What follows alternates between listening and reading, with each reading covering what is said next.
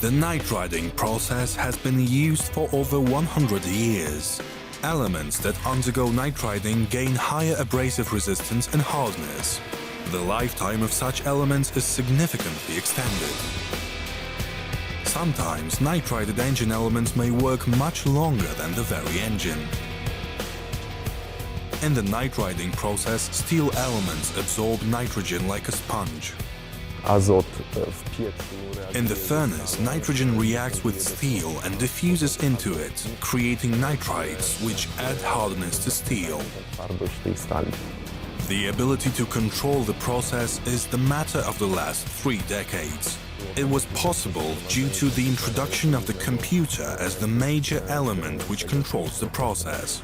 The ability to control the nitriding process is the biggest challenge in this industry, therefore it is a niche market.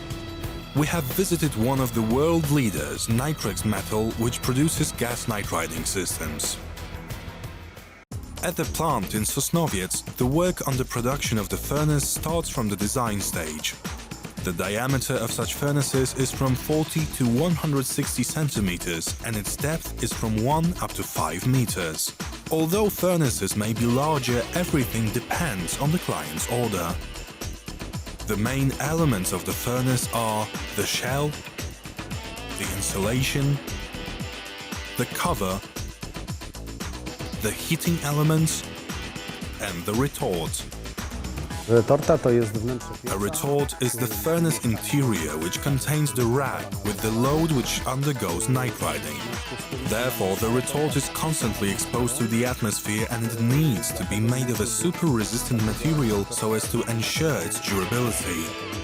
Such a resistant alloy is Canal 600, which consists of nickel, over 70%, and chromium, 18%. After a dozen processes, normal steel turns into powder. The assembly of the furnace starts from the shell, which is a steel cylinder separating the retort from the outside. Inside the shell, several layers of insulation are installed so as to stop heat from escaping from the furnace interior. The next step is placing the retort in the furnace shell. This is an extremely difficult moment. The retort weighs approximately 1.5 tons. The retort needs to be lowered in a safe manner so as not to damage the insulation inside the shell nor the heating elements which are situated on the walls at a distance of 100 mm from the retort. Therefore, the retort assembly is a delicate operation.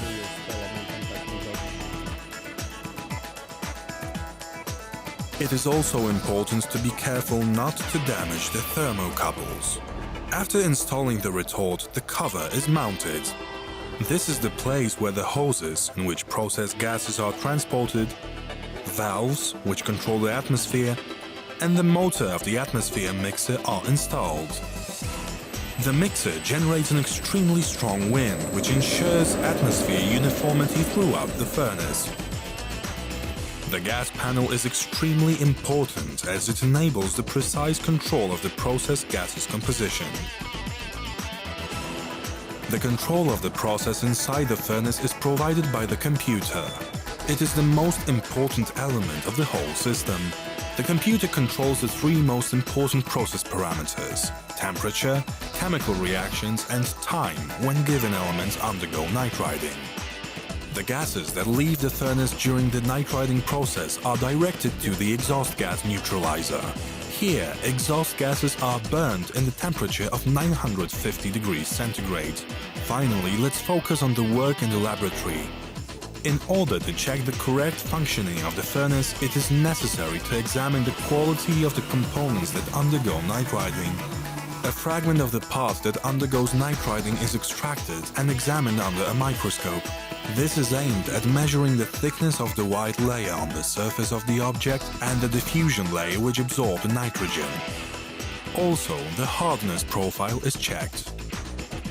If the nitriding comply with the most restrictive specifications, the furnace is ready for operations all around the world. Such furnaces are indispensable in the manufacturing industry, mainly the automotive and aerospace industries.